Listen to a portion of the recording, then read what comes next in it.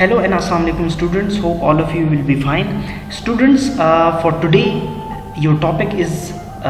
very interesting, and the topic which we are going to start from today, that is the settlement of international disputes. बहुत important topic है और I hope कि आपको ये बहुत interesting भी लगेगा. It's one of an interesting topic जो कि इंटरनेशनल रिलेशंस और इंटरनेशनल पॉलिटिक्स में जो है वो पढ़ाया जाता है, और इसकी डिफरेंट डायमेंशंस हैं, डिफरेंट वेरिएशंस हैं, और बाय अंडरस्टैंडिंग देम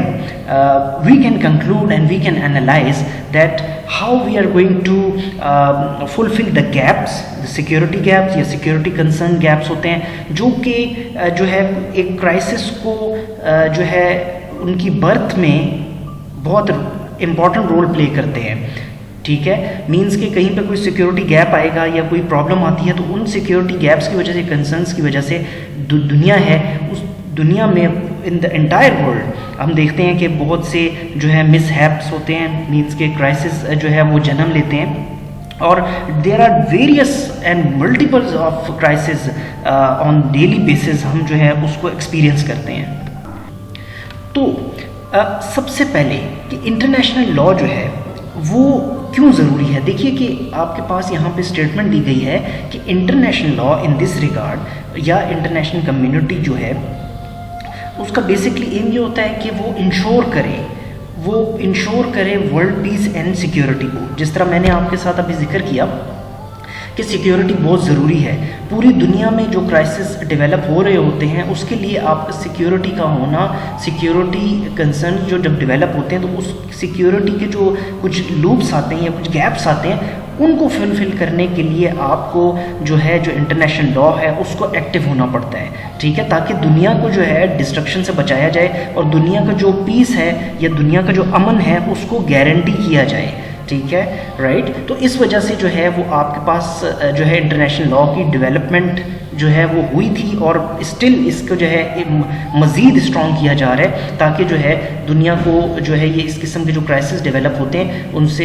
जो है वो दूर रखा जाए. और अगर कहीं पे कोई क्राइसिस डेवलप हो जाता है तो उसको जो है डिफरेंट पैटर्न्स के थ्रू, मींस आप ट्रीटीज़ हैं, कॉन्सेप्ट आ जाता है, पैक्ट्स आ जाते हैं, कुछ एग्रीमेंट्स आ जाते हैं, तो उसके थ्रू आप जो है इसको जो है सॉर्ट आउट करें इन प्रॉब्लम्स, इस क्राइसिस के प्रॉब्लम्स को, और फाइनली आप जो है एक खूबसूरत तरीके से उसका आउटकम लेकर सामने आए ताकि दुनिया की जो वर्ल्ड पीस है और स्टेबिलिटी है बेसिकली उसको जो है आप इंश्योर कर सकें. तो इसी सिलसिले में हमने देखा कि अगर आप इंटरनेशनल पॉलिटिक्स को स्टडी करें तो उसमें हमें पता चलता है कि 1919 में आपके पास लीग ऑफ नेशंस का कॉन्सेप्ट आता है. अब देखिए 1914 में फर्स्ट वर्ल्ड वॉर स्टार्ट हुई. 1919 में जब जो है वो फर्स्ट वर्ल्ड वॉर एंड होता है फर्स्ट वर्ल्ड वॉर का, तो by the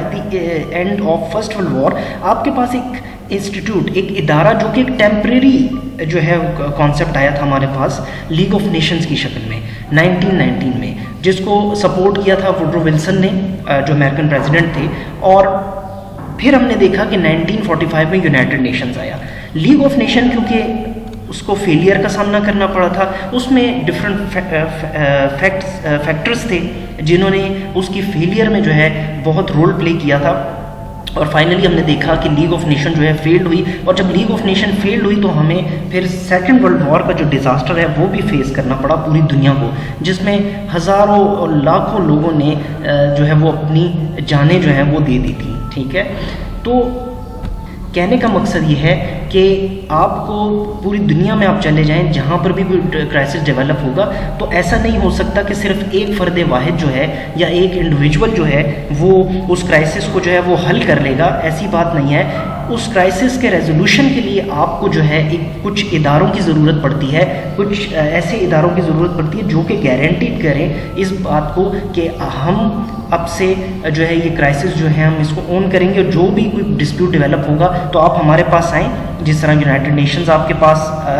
still United Nations का कॉन्सेप्ट जो है वो मौजूद है, और जो है जब आप यूनाइटेड नेशंस के पास जाते हैं और आप देख लीजिए कि जो भी डिस्प्यूट होता है तो डिफरेंट ऑर्गन्स हैं, डिफरेंट एजेंसीज हैं यूनाइटेड नेशंस जो कि इसको सॉर्ट आउट करती हैं. फिर जनरल असम्बली में आपके पास डिबेट्स होती हैं, सेशंस होते हैं, तो फिर जो क्राइसिस डेवलप या प्रॉब्लम डेवलप हुआ होता है तो उसको कोशिश की जाती है कि सॉर्ट आउट किया जाए. ठीक है, ताकि उसका हमें पीसफुल सेटलमेंट की तरफ हम जाएँ. फर्दर आप आ जाइए तो इस स्टेटमेंट को आप ज़रा देख लीजिए कि since the direct cause of war and violence is always a dispute between states, it is therefore in the interest of peace and security that disputes should be settled. ठीक है, देखिए the same thing, violence, क्योंकि जाहिर बात है कि जब war होगी तो वायलेंस आएगा, राइट? अब मैंने आपको ये अभी थोड़ी देर पहले हमने बात की कि देखिए क्राइसिस किसको कहते हैं। एक इसको आप इन अदर वर्ड्स इससे समझ लीजिए कि एक छोटा सा इशू होता है, issue it will take the shape of crisis and crisis जो है वो फिर शेप लेता है वॉर की। I am repeat it again कि एक इशू डेवलप होता है, after the development of a small issue, जब उसका इशू का हल नहीं निकलता, कोई सोल्यूशन नहीं आएगा, तो अल्टीमेटली वो एक क्राइसिस की तरफ बात चली जाएगी। जब क्राइसिस की तरफ बात जाती है तो हमें वो क्राइसिस जो है it will lead us towards a big war. ठीक है, बहुत बड़ी वॉर की तरफ हम चले जाते हैं, राइट? इसकी एग्जांपल आप इस तरह मैं आपको दूंगा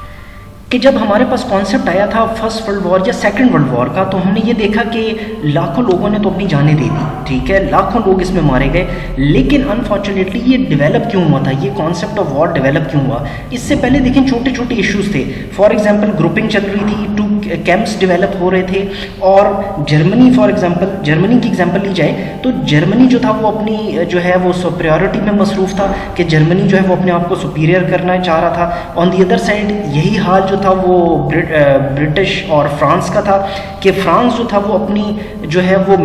फ्रेंच नेवल पावर जो है या नेवल सुप्रीमेसी को जो है वो ज़्यादा से ज़्यादा इन्हांस कर रहा था। अब आर्म रेस शुरू हो गई और उस आर्म रेस का नतीजा हमने देखा कि अब ना तो जो है वो जर्मनी पीछे हट रहा था, ना फ्रांस पीछे हट रहा था। तो जर्मनी का ये ख्याल था कि अगर जो है वो तो कहने का मकसद ये है कि जब इस क्राइसिस जो है एक छोटा सा इशू जब डेवलप होता है तो वो आपको ले जाता है क्राइसिस की तरफ, और जब क्राइसिस जो है रिजॉल्व नहीं होता तो अल्टीमेटली वो हमें इस तरह की वॉर्स की तरफ जो है वो ये जो है डिफरेंट क्लूज हमें मिलते हैं कि ये जब वॉर होती है तो वॉर का जो है कोई इतनी आसानी से कोई एंड नहीं है। हमें नहीं पता when the war is going to be end का कोई नहीं पता होता। स्टार्टिंग का बहुत आसान है, वॉर स्टार्ट करना तो बहुत आसान होती है, लेकिन उसको जो है वो एंड करना इट्स वेरी डिफ़िकल्ट, और हमें नहीं पता कि इसका एंड कब होगा। 5 years, 4 years, 10 years, we didn't know. So we have to keep ourselves away from this phenomena. इसी वजह से जो है कहा गया कि ये जो वॉर होती है या जो स्मॉल कॉन्फ्लिक्ट हैं, ये जब वायलेंस की शक्ल ले लेती है तो इसके बाद जो है ये बड़ा ज़रूरी हो जाता है कि इन वायलेंस को और जो है डिस्प्यूट्स को सेटल डाउन किया जाए। अदरवाइज़ हमारे पास इस तरह का जो है बहुत ख़तरनाक किस्म के डिज़ास्टर जो है वो सामने आ जाते हैं। फर्दर आप देखिए मेथड्स एंड प्रोसीजर्स जो हैं for peaceful settlement of disputes have made very available in the international law. अब ज़ाहिरी बात है कि इन जो है ये जो disputes which are taking place या जिन्होंने जो है जो कि अकरेंस हुई इंटरनेशनल वर्ल्ड में, तो उसके लिए आपके पास कुछ प्रोसीजर और कुछ मेथड्स हैं जो कि इंटरनेशनल लॉ हमें फिर बताते हैं। हमें ये भी पता है कि with the passage of time different international law के जो इदारे हैं वो उनकी इमर्जेंस हुई। जिस तरह आपके पास यूनाइटेड नेशन हो गया, यूनाइटेड नेशंस के डिफरेंट जो है वो आपके पास एजेंसीज़ हैं, ठीक है, यूनाइटेड नेशंस के ऑर्गन्स हैं कुछ, ठीक है, जनरल असम्बली है, सिक्योरिटी काउंसिल है, एंड सो इसी तरह उसकी एजेंसीज़ हैं, स्मॉल एजेंसीज़ हैं जिसमें आपके पास लेबर ऑर्गेनाइजेशन है, जिसमें आपके पास चिल्ड्रन राइट्स हैं, रेफ्यूजी ऑर्गेनाइजेशन। तो कहने का मकसद ये है कि यूनाइटेड नेशन इसी वजह से कोशिश कर रहा है कि ताकि हर क्राइसिस का जो डेवलप हो रहा है, चाहे वो छोटा क्राइसिस है या कोई बड़ा problem issue that has been taking place या have been taken place, ठीक है, तो उसको जो है सॉर्ट आउट किया जाए और उसका जो है वो सही तरीके से हमारे पास कुछ रेजोल्यूशन मीन्स के एक सोल्यूशन आए, ठीक है। अच्छा, अब यहाँ पर अब with the passage of time हमने देखा कि पूरी दुनिया में टाइम के साथ साथ कुछ जो है वो treaties, pacts, bilateral treaties, multilateral treaties जो हैं उन्होंने उनका जो है स्टेट्स ने उनको इनिशिएट किया। जिस तरह हमारे सामने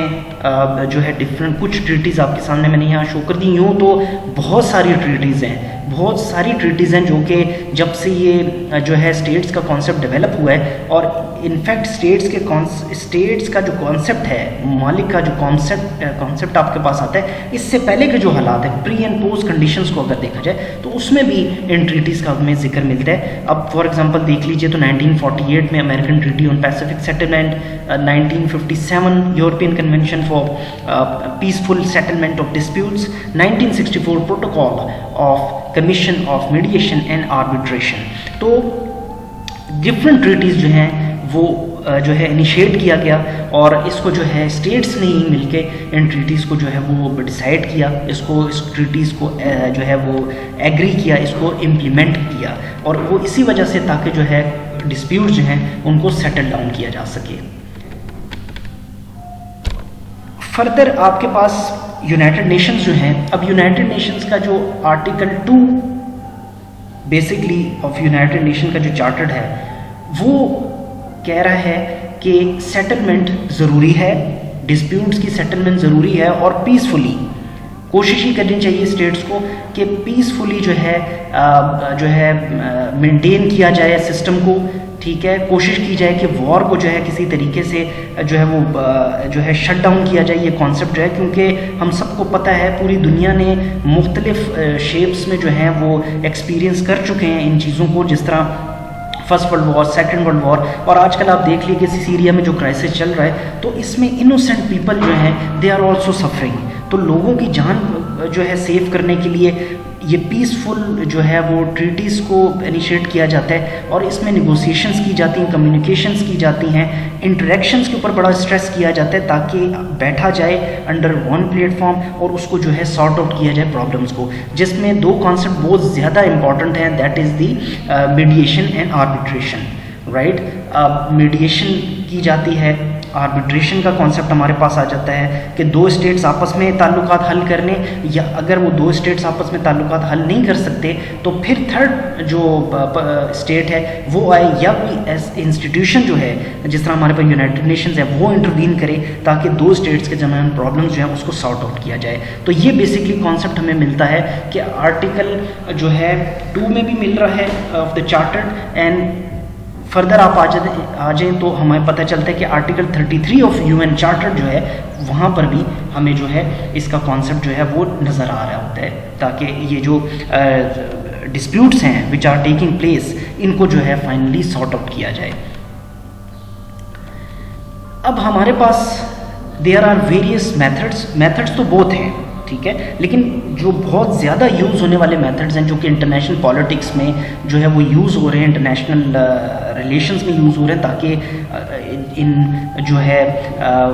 क्राइसिस को जो है वो पीसफुल तरीके से सेटल डाउन किया जा सके। और उसमें जो है 3 जो है वो इनको कैटेगराइज कर दिया गया, और 3 मेन कैटेगरीज जो हैं इसको प्रोवाइड कर दी गई, and they are first diplomatic, second adjudicative, and third institutional methods. ये 3 बेसिकली मेथड्स जो हैं हमें प्रोवाइड कर दिए गए, और ये 3 मेथड जो हैं ये from the last many years, और अगर इस तरह कहा जाए कि दहाइयों से चल रहे हैं तो इसमें गलत नहीं होगा, और इन्हीं मेथड्स के थ्रू पर जो है वो कोशिश की जा रही है कि ताकि ये जो कहीं पे कोई क्राइसिस हो या कोई प्रॉब्लम हो तो उसको जो है वो सॉर्ट आउट किया जा सके।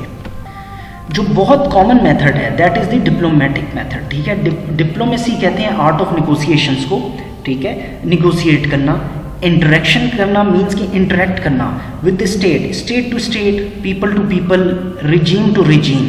इंटरेक्शंस, ठीक है। बैठा जाए एंटिटीज़ के साथ, उनको एक साथ लेकर चला जाए, ठीक है। कहीं पे कोई प्रॉब्लम आती है तो बिटवीन 2 स्टेट, 2 पार्टीज़, या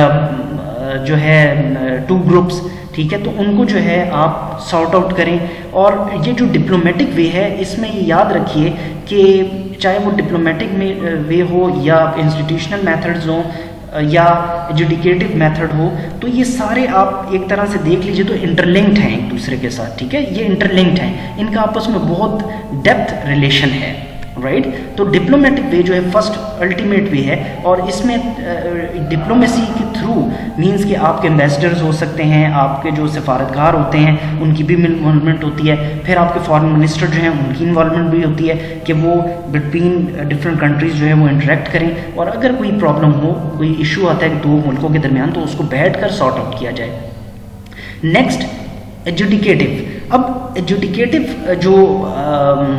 मेथड है ये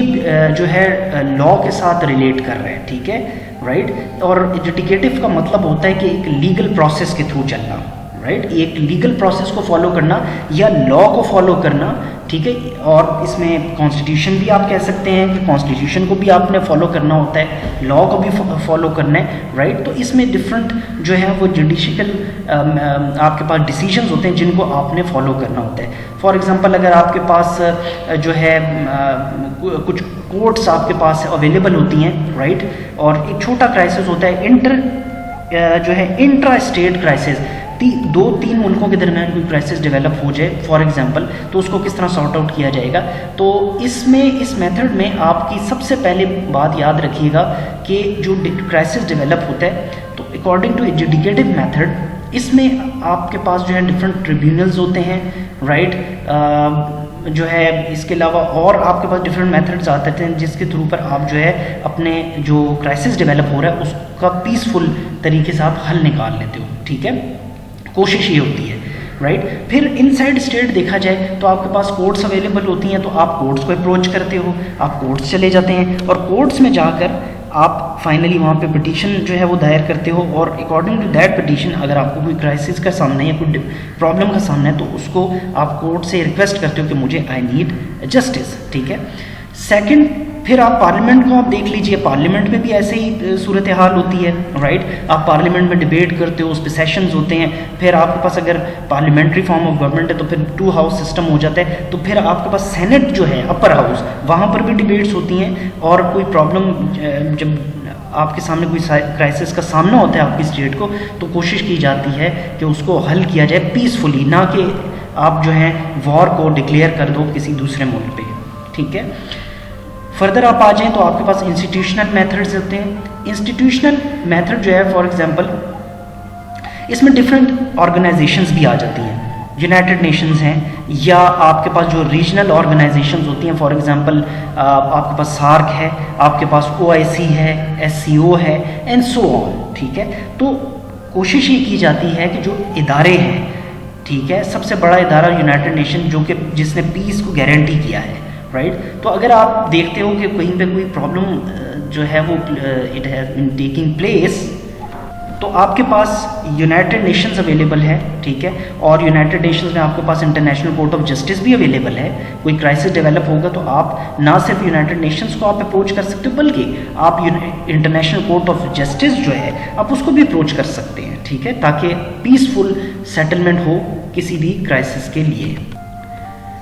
अब फर्दर आपको यहाँ पे बताया जा रहा है कि diplomatic methods of dispute settlement, ठीक है। अब मैंने आपको ये बताया था कि डिप्लोमेसी जो है ये आर्ट ऑफ निगोसिएशन है, और जब आप आर्ट ऑफ निगोसिएशन मीन्स कि आपके पास कुछ स्किल्स होने चाहिए, बात करने का तरीका हमें पता हो कि हमने कन्विंस कैसे करना है, हमने दूसरों की बात सुननी कैसे है, दूसरे का स्ट्रेस कैसे बर्दाश्त करना है, दूसरे को किस तरीके से आंसर करना है, right. It's very important to know, ठीक है। आप दूसरे को एक्सेप्ट करना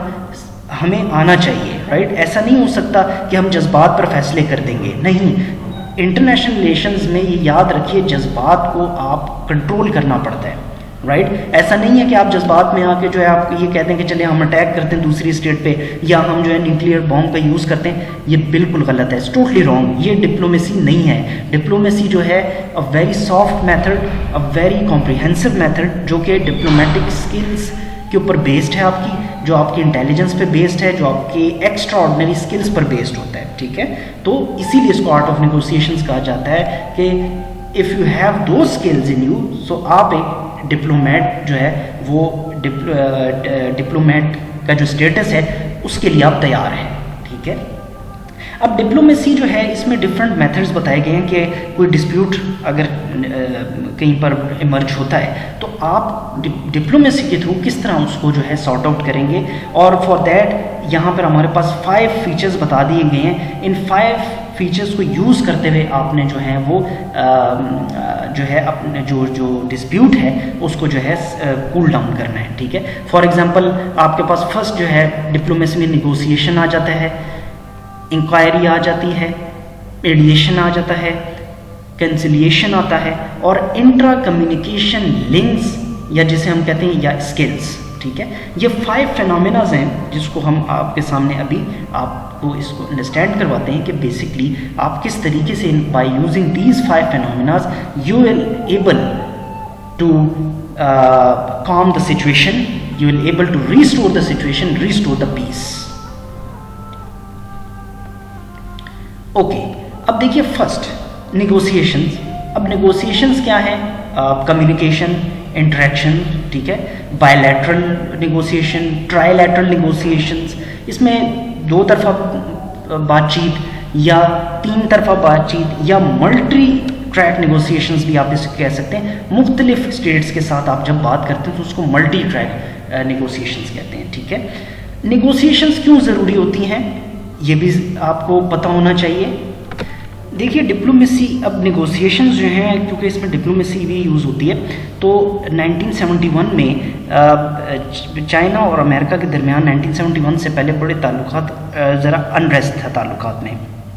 तो 1960s में देखा, 1963 में जब चाइना न्यूक्लियर पावर बना उसके बाद से बहुत ज़्यादा ताल्लुकात ख़राब हुए। स्पेशली जो कोरियन वॉर थी उस वक्त भी इनके ताल्लुकात बहुत अनरेस्ट था क्योंकि because of ideological differences and there are some other factors as well. तो फिर 1971 में अमेरिका ने अपनी एक टीम भेजी जो कि टेबल टेनिस टीम थी जिसको टुवर्ड्स चाइना, और जिसको नाम दिया गया पिंग पोंग डिप्लोमेसी का, ठीक है। ये पिंग पोंग डिप्लोमेसी जो थी, रिचर्ड निक्सन क्योंकि 1969 में जो है अमेरिका में जो है वो आ चुके थे, president of United states of America 4 संभाल लिया था, तो अब उन्होंने कहा कि अब जो है Republic communist Republic of China जो है, पीपल्स रिपब्लिक ऑफ चाइना, ये जो है बेसिकली इसके साथ हमें अच्छे ताल्लुकात अब बनाने हैं क्योंकि ज़रूरी है। तो इसमें फिर पाकिस्तान का भी बड़ा रोल रहा, पाकिस्तान ने भी असिस्ट किया और इस तरीके से चाइना और अमेरिका के दरमियान जो है जो एक डिफरेंसेस थे या डिस्प्यूट्स थे वो सेटल डाउन हुए। कहने का मकसद ये है कि on behalf of your negotiations, आपने निगोशिएशंस की और निगोशिएशंस के दरमियान जो एक्सचेंज ऑफ व्यूज़ हुआ, तो उन एक्सचेंज ऑफ व्यूज़ को सामने रखते हुए हमने जो है एक बहुत बड़ी अचीवमेंट जो है वो हासिल की, क्योंकि इसमें डेलीगेशंस होते हैं फ्रॉम द बोथ पार्टीज़, ठीक है, जो कि चाइना और अमेरिका ने 1970s में किया, राइट। इनकी अमेरिकन टीम गई चाइना, फिर चाइनीज़ जो है फिर फर्दर जो जब इनके जो है ताल्लुकात रीस्टोर हुए तो वहाँ से भी टीम्स आई, ठीक है, और उनके डिप्लोमेटिक जो है रिलेशंस भी जो है स्ट्रॉन्ग हुए, एज वेल एज इनके जो स्पोर्ट्स जो थी एक्टिविटीज़ वो भी जो है दोबारा रीस्टोर हुई। तो कहने का मकसद ये है कि ऑन बिहाफ ऑफ निगोशिएशंस आप you can achieve the main basic goals towards the settlement of different disputes, ठीक है। जो भी डिस्प्यूट्स होते हैं तो निगोशिएशंस के थ्रू जो है आप डिफरेंट डिस्प्यूट्स जो अकरेंस होती है इंटरनेशनल वर्ल्ड में उसको जो है आप सॉर्ट आउट करने की सलाहियत रखते हो और आप कर सकते हैं।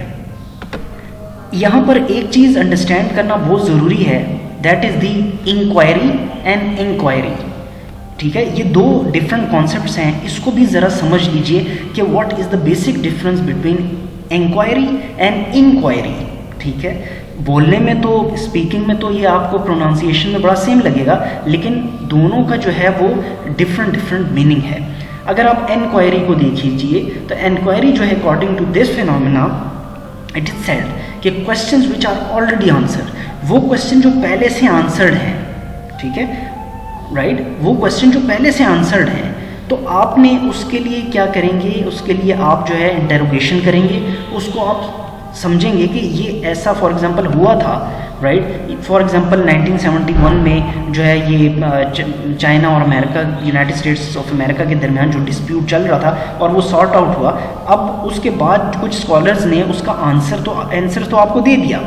ठीक है, यू हैव द आंसर्स, आपके पास आंसर्स हैं, right, according to inquiry, right, already answers हैं, लेकिन अब आपने क्या करना है कि उसके ऊपर आप इंक्वायरी करेंगे। आंसर्स आपके पास आ गए, अब आपने रिसर्च करनी है। तो रिसर्च के लिए जो फिनोमिना यूज होगा that is inquiry, interrogation, right, questions for intelligence, अपने नॉलेज के लिए आप, क्योंकि वो जो आंसर्स आपके पास आ गए जो कि आपको पहले ही ऑलरेडी डाटा प्रोवाइड कर दिया गया है, या पहली एक बात आपको क्लियर कर दी गई है स्कॉलर्स ने कि इस के यूनाइटेड स्टेट्स ऑफ अमेरिका के दरमियान और China and United states of America के दरमियान जो कि डिस्प्यूट जिसने इमरजेंस हुई डिस्प्यूट्स की, लेकिन वो डिस्प्यूट जो है वो सॉर्ट आउट हो गया, ख़त्म हो गया, हालात बिल्कुल नॉर्मल हो गए। तो मीन्स के आंसर तो उन्होंने ऑलरेडी दे दिया, लेकिन अब आप चाहते हो कि फर्दर इसको जो है रिफाइन करें अपने नॉलेज को, ठीक है। तो आपने उसके ऊपर जो है वो इंक्वायरी शुरू कर दी, ठीक है, ताकि आपके पास इंक्वायरी आए। मीन्स आप इंक्वायरी, इंटेलिजेंस, इंटेरोगेशन, आप रिसर्च करते हो उसके ऊपर, तो आप जो न्यू फिनोमिनास हैं उसके ऊपर जब आप इनसे रिसर्च करोगे तो आपको नई डायमेंशन जो हैं वो पता चलती हैं। तो ये दोनों का बेसिकली डिफरेंस है। अब फर्दर देख लीजिए कि इंक्वायरी क्या है, ठीक है। इंक्वायरी जो है basically to find out basic facts and issues in a dispute, find out basic facts, ठीक है। बहुत बेसिक फैक्ट्स होते हैं, फीचर्स होते हैं, या कोई जो है फैक्टर्स होते हैं जो कि आप किसी भी इशू या डिस्प्यूट में फाइंड आउट करते हैं, ठीक है। Further use of effective fact finding bodies in accordance of article 33 of the charter. अब यूनाइटेड नेशन का जो अभी हमने we have talked about in the above slides के जो चार्टर्ड है article 33 of the charter of United Nations, तो वो भी आपको यही कहता है कि आप जो है यूज़ ऑफ फैक्ट फाइंडिंग, ठीक है, आप फैक्ट एंड फिगर्स को फाइंड करें। जिस चीज़ के बारे में भी आप इंक्वायरी करना चाह रहे हैं उसके बारे में आप ज़रा देखिए, समझें, उसको अंडरस्टैंड करें। मैनी बायलैटरल एग्रीमेंट्स जो हैं दैट हैव बीन कंक्लूडेड, बिल्कुल ऐसा ही है, और फैक्ट एंड फिगर पर ही आप जो है वो बायलैटरल एग्रीमेंट्स जो है वो साइन करते हो, ठीक है। मींस कि कोई आप चीज़ों को मींस आप रिपोर्टिंग करते हैं, ठीक है, और जब आपके पास फैक्ट्स एंड फिगर आ जाती हैं, राइट, फैक्ट्स एंड फिगर आपके पास आ जाए उसके बाद आप रिपोर्टिंग करते हो। मींस कि एक problem have been taken place, वो प्रॉब्लम किस वजूहात पर हुआ, वो जो है इतना डिस्प्यूट क्यों क्रिएट हुआ, फिर आपने ये रिपोर्टिंग की सारी, उसके बाद जो है आप उसके फैक्ट्स पर बात करते हो कि ये वजूहात थी, ये रीज़न से, इस वजह से जो है ये जो है डिस्प्यूट जो है इसने जो है वो जन्म लिया था। Now the mediation. मीडिएशन बहुत सिंपल फिनोमिना है कि जब आप कोई डिस्प्यूट सेटल डाउन करना चाह रहे हो तो आपको मीडिएशन का कॉन्सेप्ट आता है। मीडिएशन कहते हैं कि जो टू पार्टीज़ हैं, ठीक है, टू पार्टीज़ होती हैं, तो वो आपस में जब डिस्प्यूट सेटलमेंट करती है लेकिन थर्ड पार्टी भी आ जाती है, ठीक है। Two parties means Pakistan and India के दरमियान कश्मीर इशू पे कोई प्रॉब्लम इज़ टेकिंग प्लेस, कोई क्राइसिस डेवलप होता है, जिस तरह हमने देखा कि 2019 फरवरी में जो है एक अनरेस्ट हुआ, ठीक है, जिसमें जो है पाकिस्तान ने जो है इंडिया के जो है वो जेट्स को शॉट डाउन किया, और फिर हमने ये भी देखा कि फिर मुंबई अटैक्स हुए, और फिर जो एक अनरेस्ट हुआ बिटवीन पाकिस्तान एंड इंडिया, जो टेंशन डेवलप हुई, तो उसमें क्योंकि दुनिया को पता था कि दोनों जो है न्यूक्लियर पावर्स हैं, ठीक है, एंड फॉर दैट तो फिर दोनों स्टेट्स जो हैं वो फ्रंट टू फ्रंट आई। वॉर तो डेवलप नहीं हुई, लेकिन वॉर का क्राइसिस डेवलप ज़रूर हुआ था, राइट, इन्वायरमेंट ज़रूर बन गया था, लेकिन फिर पूरी दुनिया ने ये रियलाइज़ किया, द वर्ल्ड रियलाइज कि now this is the time for mediation, कि अगर हमने अब इन दोनों के दरमियान जो है वो जो है मामलात को सेटल डाउन ना किया तो हो कहीं ऐसा ना हो कि इसका हमें जो है वो रिज़ल्ट जो है बहुत डिज़ास्ट्रस रिज़ल्ट मिले। तो ये मीडिएशन होती है कि बिटवीन जो है टू पार्टीज़ आपके पास थर्ड स्टेट आ जाती है, और इसके अगेंस्ट जो है वो आर्बिट्रेशन है। आर्बिट्रेशन कहते हैं कि दो स्टेट्स अपने मामलात खुद हल करें, लेकिन मीडिएशन कहता है कि दो स्टेट्स जो है अपने मामलात थर्ड पर्सन के बिहाफ पर जो है वो सेटल डाउन करते हैं। तो इससे भी डिस्प्यूट के सेटल डाउन होने में बहुत जो है या उसे डिफ्यूज़ करने में बहुत इम्पॉर्टेंट रोल प्ले करता है। सो स्टूडेंट्स आज के लिए इतना ही काफ़ी है। सो इंशाल्लाह जब हम नेक्स्ट मीटिंग में मुलाकात आपसे होगी तो इस टॉपिक को मज़ीद फ़र्दर आगे प्रोसीड करेंगे और इसी जो अपना एक तसलसल है इसको जारी रखेंगे। So if you have any questions आप व्हाट्सएप ग्रुप में क्वेश्चंस कर सकते हैं। काइंडली मेरे चैनल को लाइक कीजिएगा, सब्सक्राइब कीजिएगा एंड बेल आइकन पर प्रेस कर दें। प्रेस करने के साथ ही ऑल ऑप्शन को प्रेस ज़रूर कीजिएगा ताकि आप लेटेस्ट वीडियो जो है वो इस पर आपको मिल सके। और आई एम वेरी होपफुल कि जो है इससे आपको बहुत इस वीडियो से मेरी फ़ायदा हुआ होगा। लिंक मैं डिस्क्रिप्शन में भी मेंशन कर दूंगा, आपके सामने स्लाइड पर भी मेंशन है। तो आई एम वेरी होपफुल कि इंशाल्लाह आपको इससे बहुत फ़ायदा होगा। इसके अलावा अगर आप जो है कोई क्वेश्चन मज़ीद करना चाहते हैं तो आप